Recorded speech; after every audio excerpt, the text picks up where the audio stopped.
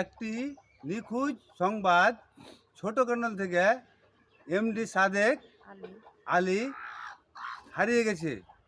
তো ওর পরিবারের কাছ থেকে আমি একটু জেনে নিয়েছি কোথায় থেকে হারাইছে, কোথায় থেকে মানে নিখোঁজ হয়ে গেছে। তো একটু জানে নিয়েছি, ক্যামেরাম্যান একটু দেখাও, কहो।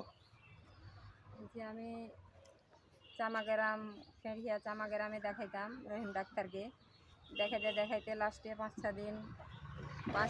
ছ দিন দেখাইলাম কুমারগঞ্জ হসপিটাল থেকে সে নিখোঁজ। আমি কুমারগঞ্জ হসপিটাল গেছি, আইসা বাজার গেছি ওর লেগে মাছ কিনতে, আইসা দেখছি তো আর রুগী দেখতে পাই না।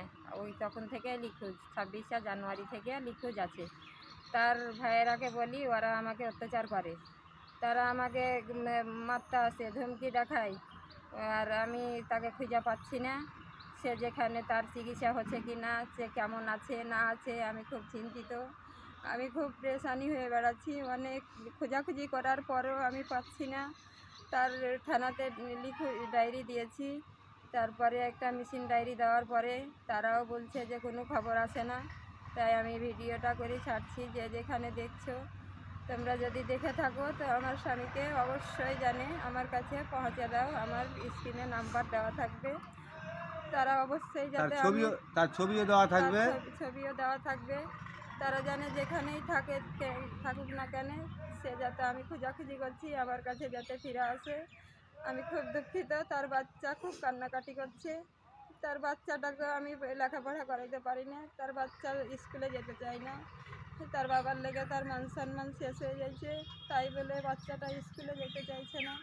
আমি কি ক্ষতি করেছি? আমি তাকে দেখিয়েছি, সমাজ চেয়েছিল। তো হারাজে মানে হসপিটালে কয় তারিখে? 26শে জানুয়ারি থেকে সে নিখোঁজ আছে। 26শে জানুয়ারি থেকে আমাকে ফোন দেয় না, আমাকে এক কল। তো বলছি হসপিটালের লোক কি বলেছে? হসপিটালের লোক বলছে যে এখানে আসেনি। আমি বললাম যে তুমি বসো, আমি কুমারগঞ্জ থেকে আসছি, এসে তোমাকে ড্রেসিং করে নিয়ে যাব। তারপরে এসে দেখছি তার নাই। ওরাকে বলছি এদিক ওদিক দৌড়ঝাঁপ করে বেড়াইনু, ওরা বলছে যে না, পেশেন্ট তো আসেনি। মাথার কি সমস্যা ছিল? ব্রেনের সমস্যা ছিল, কিন্তু কমেছিল, মানে আরাম হয়ে গেছিল। সুগার ফেটেছিল, পায়ে ব্যান্ডেজ আছে, আর সে হাফ সোয়েটার গেঁজে আছে, তার সাদা চেকের একটা শার্ট আছে, মাথায় টুপি আছে, আর লুঙ্গি পরে আছে, আর গিলপ আছে গায়ে। তো কোথায় যদি আপনারা দেখে থাকেন তো স্কিমে নাম্বার দেওয়া থাকবে আর ছবি দেওয়া থাকবে।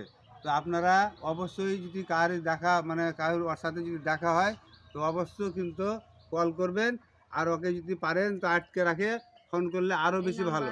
এই নাম্বারে যোগাযোগ করে নেবেন, আপনারা যোগাযোগ করে আপনারা আমাকে খবরটা দিবেন, ইনারা চলে যাবে।